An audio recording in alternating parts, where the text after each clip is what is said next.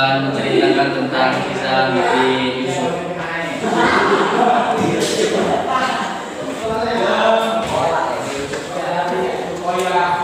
Pada suatu hari Yusuf berkata kepada sang ayah, "Qala Yusuf li abi Ya'qub, wahai ayahku." Nabi Yusuf berkata, "Apakah mimpi ini benar? 11 bintang, 1 matahari dan 1 bulan turun kepadaku."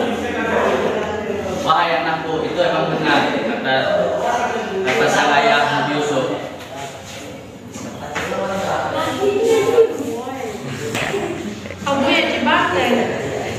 Terus dia diceritakan tentang mimpinya itu. 11 bintang itu yaitu yang 1 bulan itu yaitu orang tua ibu, dan 1 matahari itu yaitu ayahmu, kata Nabi Ayub berkata. Terus Nabi Ayub berkata, wahai Yusuf, kamu janganlah ceritakan kepada saudara-saudaramu. Kalau kamu ceritakan, ada gurunya nggak sebelah? pasti dia akan ketokin aja nggak? Ketokin. Ketika itu ada saudara-saudaranya yang mendengar. Enggak lah, amat. Udah. Lanjut. Saudaranya mendengar dan dia ingin merencanakan untuk memasukkan Nabi Yusuf ke dalam sumur.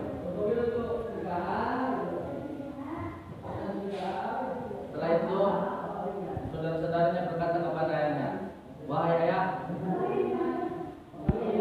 saya mau mengajak Yusuf untuk main." Kata ayahnya, jangan anakku. Kalau misalkan dia tertelan serigala, nanti dia tidak bisa kembali lagi, kan, karena Nabi setelah dibawa dan dibawa terus keliling, terus Nabi Yusuf itu dimasukkan ke dalam sumur dan ditinggalkan sama saudara-saudaranya.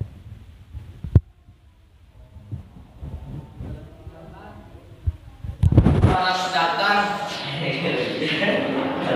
jawabnya ambil air dari sumur itu. Ketika ambil air dari sumur, lihat ada seorang anak kecil yang keluar dari sumur itu, yaitu Nabi Yusuf. Setelah keluar, terus dibawa sama pendatang itu, dibawa ke rumahnya dan dia mau diperjualbelikan menjadi budak. Nah, setelah itu dia dijual kepada sang raja dari Mesir. Raja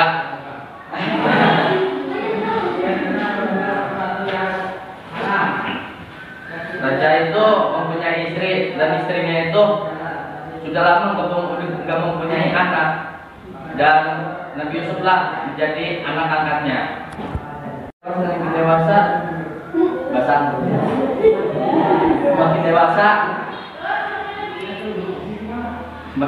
semakin tampan Nabi Yusuf. Ketika berumur 20 ke atas lah. Dewasa ya. Ya, Nabi Yusuf ketika itu Nabi Yusuf sedang berada di kamar. Ketika itu seorang ibu angkatnya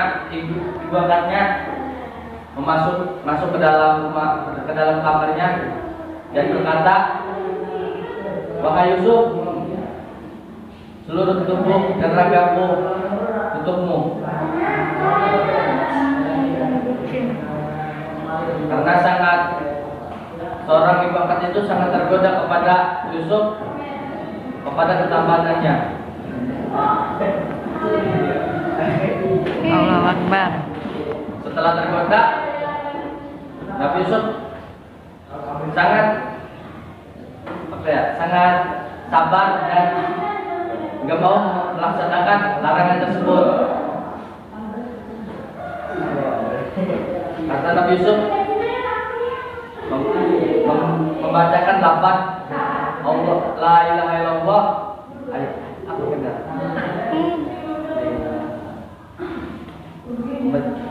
Berkata lafaz istighfar dan lain sebagainya.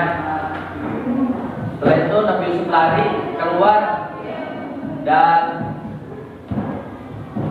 istri sang raja itu menarik belakang baju Nabi Yusuf sampai sobek.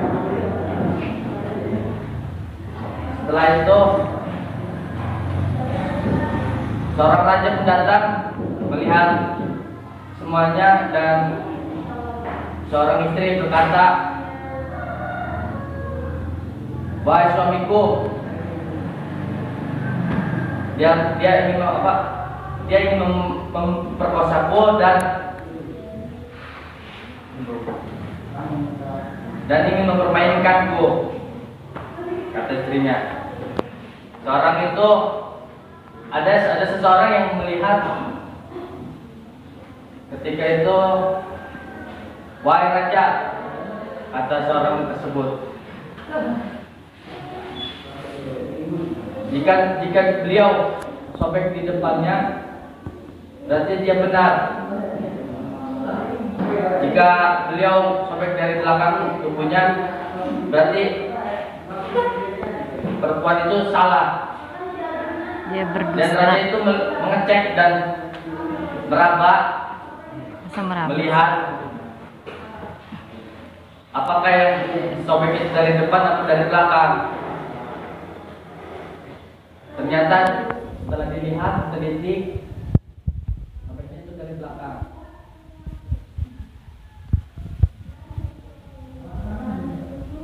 Setelah itu banyaklah omongan dari rakyat jelata, katanya istri dari samping tetangga untuk mengupas sebuah apel dan lain-lainnya. Ketika itulah dipanggillah Nabi Yusuf. "Wahai Yusuf, masuklah engkau."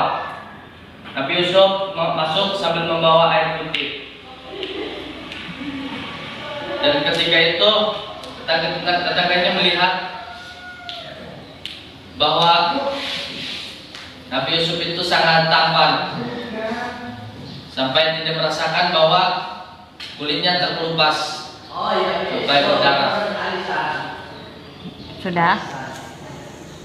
Setelah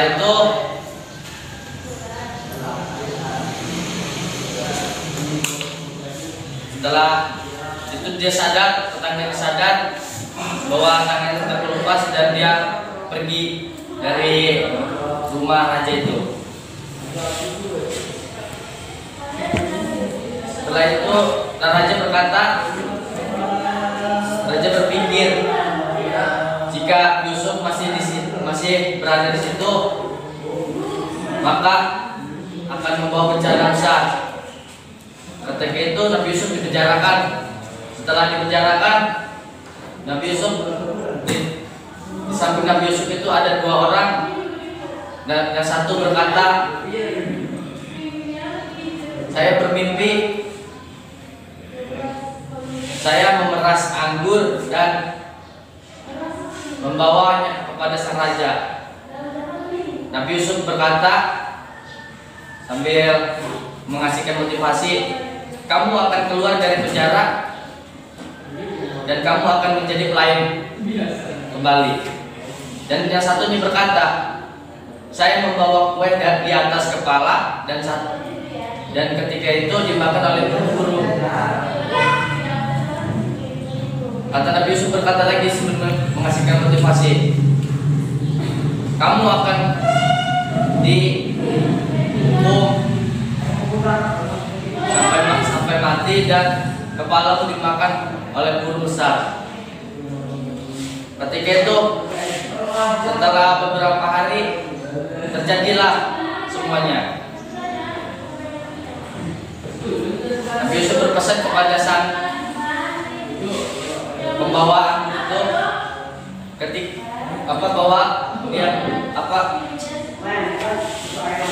bahwa dia ingin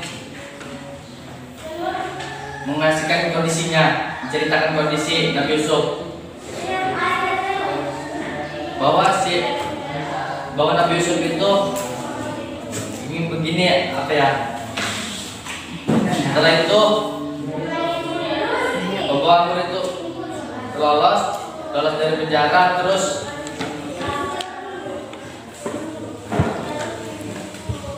setelah lolos dia lupa bahwa pesan Nabi Yusuf itu begitu.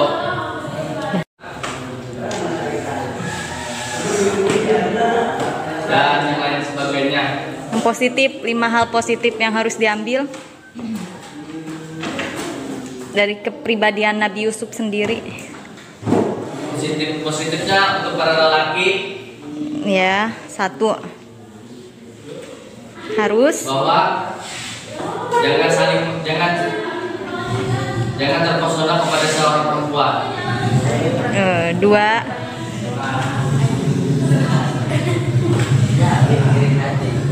yang keduanya kan Nabi Yusuf kan beriman, makanya kita harus beriman. Udah, ada lagi nggak? Yang kedua, yang ketiga, ada yang mau nambahin? Harus gimana? Apa? Coba yang belakang, kesimpulannya apa? Tadi ngedengerin nggak? Ya.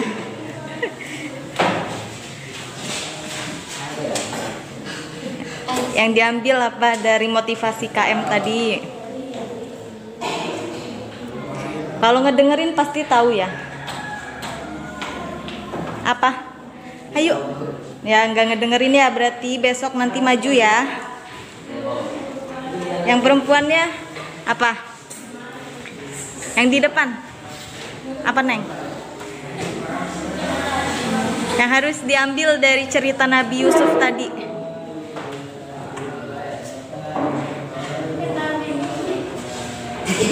Kok bingung? Bener tadi kata KM, kita sesama saudara jangan saling menyakiti gitu ya. Menghargai, harus sabar. Katanya Nabi Yusuf sabar kan? Terus apa lagi? Harus menjaga pandangan ya, yang kaum laki-laki. Walaupun digoda sama perempuan harus kuat imannya gitu. Kuat nggak nih? Ya udah, kasih tepuk tangan yang meriah untuk KR kita, yeay. Makasih ya. Tutup, udah ditutup. Terima kasih. Wassalamualaikum warahmatullahi wabarakatuh. Ya.